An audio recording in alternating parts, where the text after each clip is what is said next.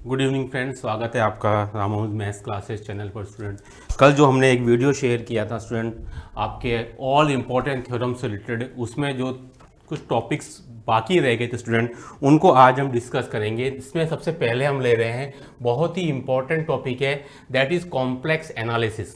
ठीक है स्टूडेंट, देखिए इसमें कौन कौन सी थ्योरम इंपॉर्टेंट है उस पर हम डिस्कस करते हैं। सबसे पहले आती है आपकी कोशीज इंटीग्रल थ्योरम। स्टूडेंट, बहुत ही एक इंपॉर्टेंट थ्योरम है और कल काफ़ी स्टूडेंट का कमेंट था कि सर आप इंग्लिश में भी साथ साथ में चलाइए वीडियो को। स्टूडेंट, आज मैं पूरी कोशिश करूंगा कि आज का वीडियो आपका हिंदी और इंग्लिश दोनों बाइलिंगुअल चलता रहे। चलिए तो शुरुआत करते हैं स्टूडेंट, बिना समय गवाए वीडियो को लास्ट तक देखिएगा। आज लगभग हम real analysis, abstract algebra, complex analysis और कैलकुलस सभी के थ्योरम्स को आज कंप्लीट करेंगे। चलिए स्टार्ट करते हैं आज का वीडियो।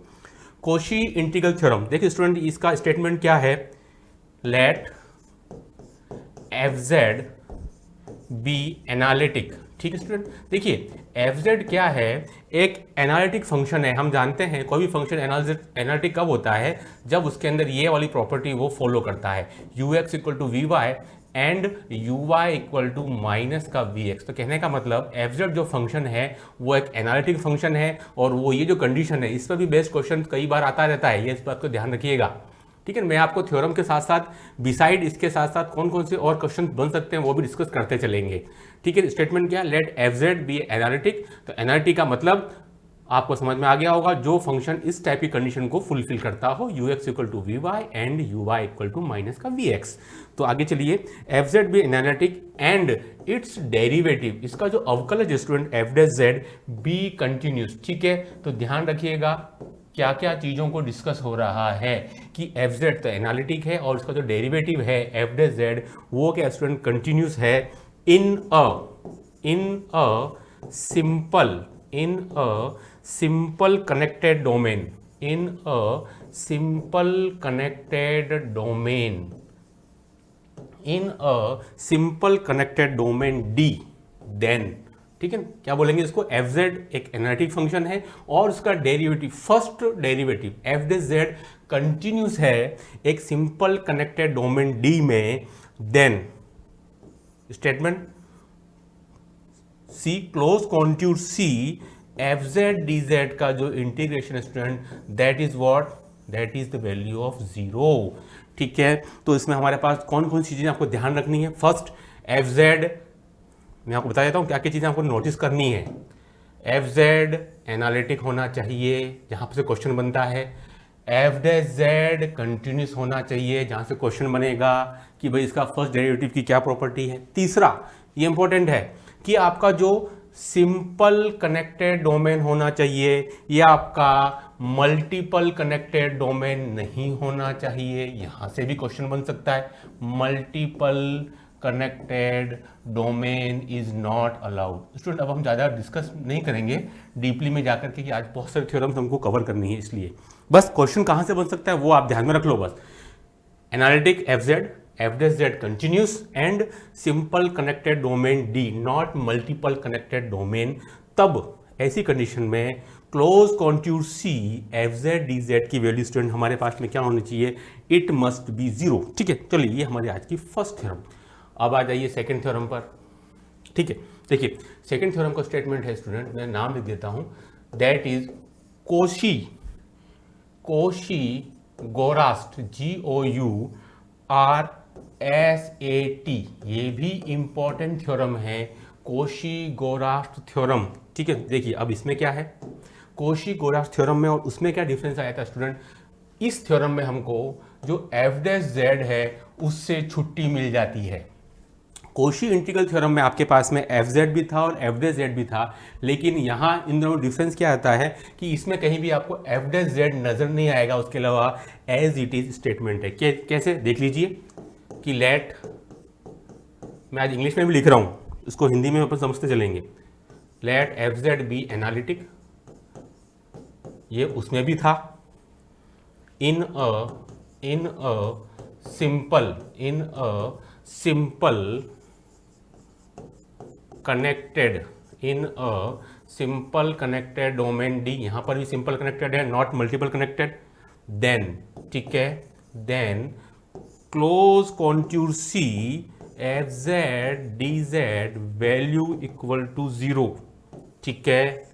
वही वाली लाइन है, केवल डिफरेंस क्या आया कि there is no place for F dash Z, इसमें ओमिटेड है, गायब है। तो आप आराम से अंतर कर पाएंगे मेरे ख्याल से, अगर कि भाई वो कोशी इंटीग्रल थ्योरम है और स्टूडेंट ये आपके कोशी गोरास थ्योरम है, ठीक है। हो गया बिल्कुल क्लियर। चलिए अब आ जाइए एक क्वेश्चन लेता हूँ मैं, इस पर बेस्ट क्वेश्चन में बहुत सी बार आ जाता है प्रॉब्लम ये स्टूडेंट हमारे पास में कि मैंने इसको ऐसा लिखा हुआ है कि भाई ई जेड, कई बार ऐसा क्वेश्चन भी आ जाता है कि E Z D Z divided by Z square plus 9 C such that कि भाई mod of Z equal to 2 दिया हुआ है, तो पूछेगा फाइंड इट्स वैल्यू। इसकी वैल्यू आप निकाल लीजिए। देखिए स्टूडेंट कैसे निकालेंगे इसकी वैल्यू, तो आप देख रहे हैं कि ये जो मुझे फंक्शन लिखा हुआ है what is the value of function, ठीक है। तो मेरा स्टूडेंट इसमें जो एफ जेड जो है वो क्या है आपके पास में E to the power Z Z square plus 9 is analytic, ठीक है स्टूडेंट। ये जो फंक्शन है वो आपके एनालिटिक होगा accept eight z equal to plus minus 3 iota. ये जो फंक्शन है स्टूडेंट वो हमारा एनालिटिक होगा accept eight z equal to plus minus 3 iota के अलावा ये हमारा फंक्शन हर पॉइंट के ऊपर क्या है, एनालिटिक है। और हम कह सकते हैं दैट दिस पॉइंट, कौन सा पॉइंट, दिस पॉइंट, क्योंकि हमको मॉड ऑफ जेड कितना दिया हुआ है, 2 ही तो दिया हुआ है। इसका मॉड ऑफ जेड निकालूंगा तो कितना आएगा स्टूडेंट, मॉड ऑफ जेड 3 आएगा। दिस पॉइंट लाइज आउटसाइड, ठीक है, आउटसाइड सी, ठीक है। This point lies outside C and F dash Z in continuous या इज कंटिन्यूस इनसाइड सी। तो स्टूडेंट यहाँ से आपका कोची इंटीग्रल थ्योरम लागू हो रहा है। सो आई की वैल्यू क्या आ जाएगी, 0, ठीक है। क्या किया आपने, ये क्वेश्चन दिया हुआ था, ये इसकी इंपॉर्टेंट थी, mod of Z equal to 2। तो ये जो फंक्शन था F Z is analytic except, कहाँ एनालिटिक नहीं होता है, Z equal to plus minus 3 iota पर एनालिटिक नहीं होता है। लेकिन ये mod of Z equal to 2 मुझे कंडीशन दी हुई थी, उससे ये बाहर जा रहा था, इसलिए हम मेरे को यहाँ पर कोची इंटीग्रल थ्योरम स्टूडेंट मैं यूज में ला सकता हूँ। और इस वजह से उसके अकॉर्डिंग मेरा इसका आंसर आएगा स्टूडेंट वो क्या होगा, दैट विल बी 0, ठीक है। इसका आंसर जो है स्टूडेंट मेरा 0 आ जाएगा। चलिए अब आइए आज की नेक्स्ट थ्योरम पर, ठीक है। वो है हमारा Kochi integral formula number 3। Kochi वो पहले थ्योरम थी और ये क्या स्टूडेंट हमारा कोची इंटीग्रल फॉर्मूला, ठीक है, कोची इंटीग्रल फॉर्मूला, ठीक है। तो ये क्या है आपके पास में, let F Z be analytic, ठीक है, let F Z be analytic in a simple connected domain, ठीक है, सिंपल कनेक्टेड डोमेन D। ये ध्यान रखना, let z not be any point, let z not be any point in D, ठीक है। इस सिंपली कनेक्टेड डोमेन में z not कोई ऐसा पॉइंट है, ठीक है। एंड स्टेटमेंट बहुत इंपॉर्टेंट है, इसके वर्ड्स को बहुत ध्यान से देखिएगा। एंड सी बी एनी, ध्यान रखना, सिंपल क्लोज कर्व है, ओपन कर्व नहीं है, सिंपल क्लोज कर्व, छोटे छोटे पॉइंट्स जो कि आपको याद रखने हैं। In the enclosing z equal to z0, then F Z 0 है, यहाँ पर एफ जेड नहीं है, इस बात को नोटिस करना है। Equal to 1/2 pi iota close contour C F Z D Z divided by Z minus z0, ठीक है। ये इसका स्टेटमेंट है, कई बार आ जाता है, ऐसा भी आ सकता है, और 2 pi iota F Z 0 equal to close contour C F Z D Z divided by Z minus z0। Exam हो सकता है इसकी वैल्यू बताइए, तो आप क्या लिखेंगे इसकी value, this value is equal to 2 pi iota F of z0 not z। यहाँ बहुत ज़्यादा गलतियाँ होने की संभावना बनी रहती है, इस बात को आप ध्यान रखिएगा, ठीक है। Cauchy integral formula. अब आइए नेक्स्ट 4 इंपॉर्टेंट थ्योरम है ये स्टूडेंट हमारे लिए, that is Morera's theorem. Morera's theorem important theorem है। ये क्या है? If F Z is continuous, if F Z is continuous, ध्यान रखिएगा यहाँ से एनालिटिक वर्ड हट गया है, उसके पहले एनालिटिक चल रहा था। ये छोटा छोटा डिफरेंस है हर थ्योरम के अंदर। If F Z is continuous in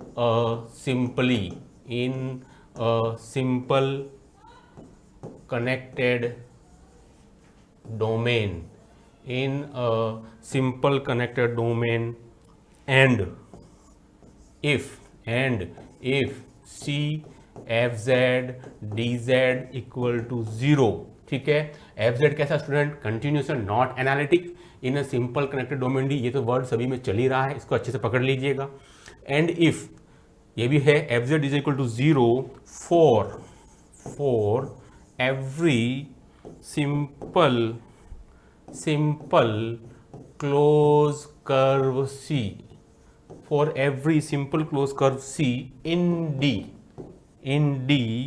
then, ठीक है, then fz is एनालिटिक। अब यहाँ जाकर के स्टूडेंट आया है, ये थ्योरम जो है वो आपको एनालिटिक प्रूफ करने के लिए क्या कंडीशन है उसको लेकर के है, ठीक है, इन डी, ठीक है। तो एक इंपॉर्टेंट थ्योरम है ये, इसको आप अच्छे से याद रखिएगा। Then F Z is analytic in D, ठीक है। तो कब होता है एफ जेड एनालिटिक? जब ये कंडीशन हमारी होल्ड होती है, एफ जेड कंटिन्यूस होना चाहिए नंबर 1, और सिंपल कनेक्टेड डोमेन डी होना चाहिए। तो इस कंडीशन में और ये कंडीशन होल्ड होनी चाहिए, that F Z D Z equal to 0। तो अकॉर्डिंग टू मोरेरास थ्योरम ये स्टूडेंट क्या हो जाता है? एनालिटिक हो जाता है। चलिए आइए अब आइए next 5 ल्यूविले theorem, LIOUVILLE।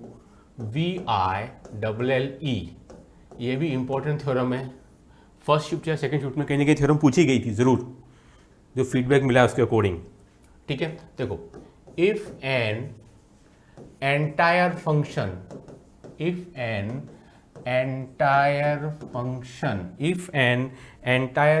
F Z. अब देखिए स्टूडेंट, एंटायर फंक्शन मतलब वही है आपके एक तरीके से एनालिटिक फंक्शन ही है, अलग अलग वर्ड है लेकिन मीनिंग सेम है। That if an entire function मतलब कि ये जो फंक्शन होता है वो आपका इस टाइप से फॉलो करता है, del to U upon del X square and del to U upon del Y square की वैल्यू कितनी आनी चाहिए?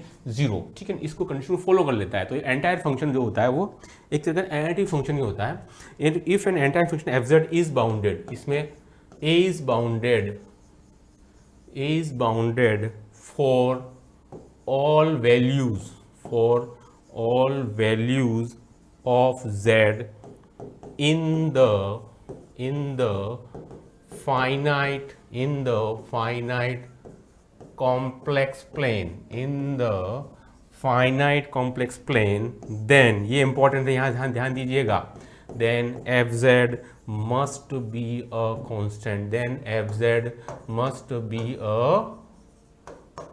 constant, तो ये जो पर्टिकुलर वर्ड है ना, ये इंपॉर्टेंट है आपके लिए, एग्जाम में यही पूछा जाएगा।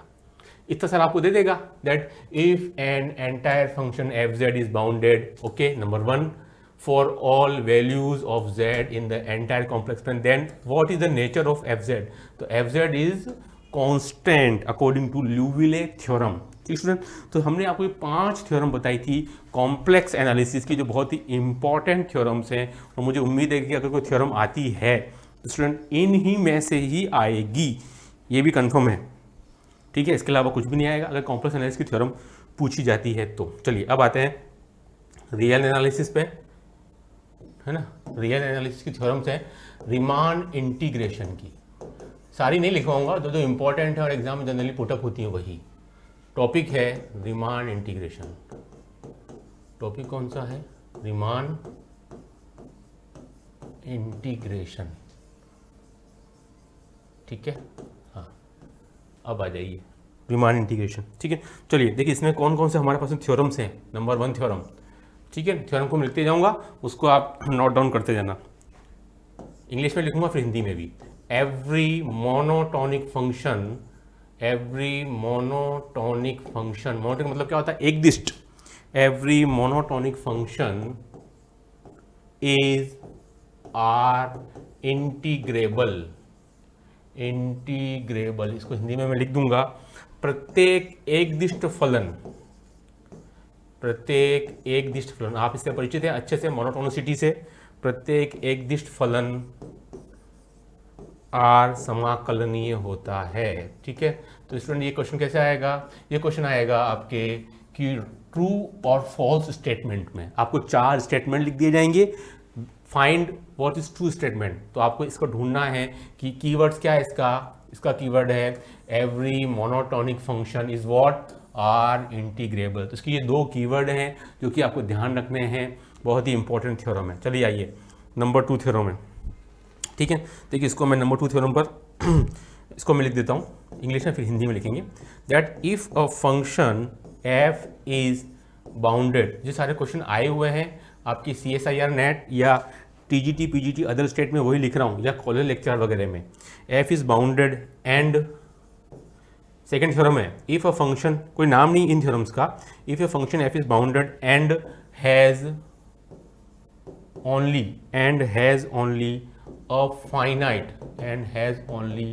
a finite number of, ध्यान रखना फाइनाइट है, इनफाइनाइट नहीं है, finite number of points and has only finite number of points of discontinuity not continuity है, तो ये प्रॉपर वर्ड है, in close interval of A B. क्या बोल रहा है वो, if a function F is bounded, number 1 finite, number 2 point of discontinuity, point number 3, ठीक है, in close interval A B, then F is R integrable, integrable over close interval of A B. ठीक है, इसको मैं कैसे लिखूंगा, F is belongs to R A B, ये इसको लिखने का तरीका रहेगा, that F is belongs to R A B. चलिए ये स्टूडेंट हमारी होगी 2 थ्योरम्स हो गई हैं। अब हम तीसरी थ्योरम की बात करते हैं, एक इंपॉर्टेंट थ्योरम है। ठीक है, इंपॉर्टेंट थ्योरम है, थ्योरम नंबर 4। थ्योरम नंबर 4 क्या बोल रही है हमको, ठीक है, देखिए स्टूडेंट ये है स्टूडेंट थ्योरम हमेशा कि यदि, ये भी कभी कभी आ जाता है, यदि f belongs to R A B, मतलब कि f कोई फंक्शन है वो क्या आर इंटीग्रेबल है, देन इसका अगर हम मापांक निकालते हैं स्टूडेंट मोड, वो भी क्या आता है, आर इंटीग्रेबल होता है। ये भी एक इम्पॉर्टेंट थ्योरम है, और इससे भी इम्पॉर्टेंट इसका दूसरा स्टेटमेंट है, मॉड, ये भी और भी इम्पॉर्टेंट है, mod A B F X D X. ठीक है, ये भी जो होता है स्टूडेंट वो लेसर इक्वल टू होता है, किससे होता है, lesser equal to A to B से, और ये भी आपका क्या है, mod of F X D X. ठीक है, तो ये भी एक इम्पॉर्टेंट स्टेटमेंट है, ये वाला और ये वाला दोनों के दोनों ही, ये आपको अच्छे से कंठस्थ तरीके से आपको याद कर लेने हैं। ठीक है, चलिए आइए अब नेक्स्ट थ्योरम नंबर 5 हमारी, ये है स्टूडेंट आपके नाम की थ्योरम है, मैं इसका नाम लिख देता हूँ, नाम क्या है वो लिख देते हैं, फंडामेंटल थ्योरम, ये नाम से आएगी, फंडामेंटल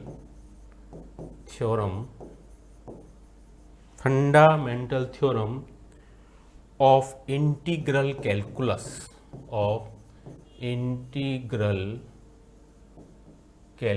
ठीक है student, fundamental theorem of integral calculus. ठीक है, इसका मतलब है हिंदी में बोले तो समाकलन। कल कई स्टूडेंट ने कमेंट किया था सर इंग्लिश में ही बताइए, इसलिए मैं लगभग कोशिश कर रहा हूँ दोनों में ही चलाऊँ उसको, समाकलन गणित का, क्योंकि समय इतना कम है, यहीं से आपको अगर सब चीज़ें मिल जाए तो आपको बुक खंगालने की जरूरत नहीं पड़ेगी।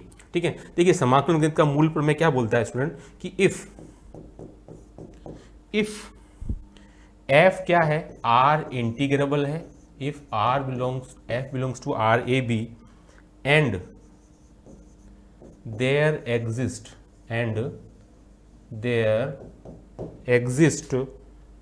a primitive function, primitive मतलब anti derivative function, a primitive function phi on interval on A B, ठीक है, क्या दे रखा है, एफ आर इंटीग्रेबल है and there exist a primitive function, primitive मतलब क्या होता है, एक एंटी डेरिवेटिव फंक्शन होता है आपका, ठीक है, एक एंटी डेरिवेटिव फंक्शन होता है ना, वो लाई कर रहा है, ठीक है, हाँ, on close interval of A B then, ठीक है, देन, अब उसका स्टेटमेंट देख लीजिए आप, ठीक है, देखिए देन, है ना, देखिए student, then A to B F X D X, A to B F X D X की वैल्यू आपकी आएगी 5b माइनस 5a, ध्यान रखना 5b माइनस 5a, दोनों जो बाउंड्री पॉइंट्स हैं उसमें हम पहले ये वाला लेंगे लास्ट वाला, और इसके बाद ये दोनों का डिफरेंस के बाद होता है एफ एक्स डी एक्स, इसको बोलोगे आप fundamental theorem of integral calculus, ठीक है। अब नाउ एक थ्योरम आपके और बची है, वो है आपके mean value theorem of integral calculus है, ठीक है, ये देखिए छठा number, mean value theorem, mean value theorem of integral calculus, mean value theorem of integral calculus, ठीक है, mean value theorem of integral calculus, ये क्या बोलती है, let F belongs to R A B, ठीक है, let F belongs to R A B and M and small M, ये आप जानते हैं, lower bound and upper bound, B bounds, इससे आप अच्छे से परिचित हैं, upper bound and lower bound, B bounds of F in close interval of A B, then there exists a number, a constant number, then there exists a constant number mu between, किस की utilise करता है mu, small m and capital M, such that, ठीक है, such that a to b of fx dx equal to student कितना आता है, that is mu b minus a, ठीक है, ये हमारा स्टेटमेंट रहेगा जो कि आपको बहुत अच्छे से ध्यान में रख लेना है। ये स्टूडेंट हमारा mean value theorem of integral calculus का स्टेटमेंट है स्टूडेंट। तो ये लगभग मैंने सभी आपको लिखवा दिए हैं स्टूडेंट, ठीक है, बाकी जो है लेकिन उतने इंपॉर्टेंट नहीं है। तो चलिए आ जाइए, कुछ जो आपके स्टेटमेंट हैं वो आपके सीक्वेंस के भी बाकी रह गए हैं थ्योरम्स के, वो भी मैं लिखवा देता हूँ आपको। इम्पॉर्टेंट जो थ्योरम्स के रिलेटेड जो आते हैं आपके पास में क्वेश्चन थ्योरम्स को लेकर के सीक्वेंस टॉपिक से, रियल एनालिसिस में ही आपके जो सीक्वेंस टॉपिक की जो है ना स्टूडेंट, वो हम लिख लेते हैं, ठीक है। सबसे पहले इसमें आता है आपका एक बाल्ज़नो-वाइस्ट्रास थ्योरम है, ठीक है। देखो सीक्वेंस टॉपिक, सीक्वेंस है ना, रियल एनालिसिस, इसमें पहला क्या आता है आपका बाल्ज़नो-वाइस्ट्रास थ्योरम, ये बहुत सी बार आती है नाम से, बाल्ज़नो-वाइस्ट्रास थ्योरम। ये क्या बोलती है, every bounded sequence has at least one limit point. Student अब हम ज़्यादा डिस्कस नहीं करेंगे व्हाट इज़ लिमिट पॉइंट, ये भी बताना अलग से है। बाउंडेड के बारे में तो हम जानते हैं, लोअर बाउंड और अपर बाउंड चलता ही है, ठीक है, लेकिन लिमिट पॉइंट एक अलग से इसके ऊपर वीडियो में जल्दी डालूंगा। तो every bounded sequence is at least one limit point, इसको हिंदी में बोलेंगे तो प्रत्येक, इंपॉर्टेंट थ्योरम है ये, प्रत्येक परिबद्ध, ठीक है, प्रत्येक परिबद्ध अनुक्रम का कम से कम एक सीमा बिंदु होता है, एक सीमा बिंदु, ठीक है, एक सीमा बिंदु होता है। ये इंपॉर्टेंट थ्योरम है और बहुत सी बार आपको पूछी भी जाती है एग्जाम के अंदर, ठीक है।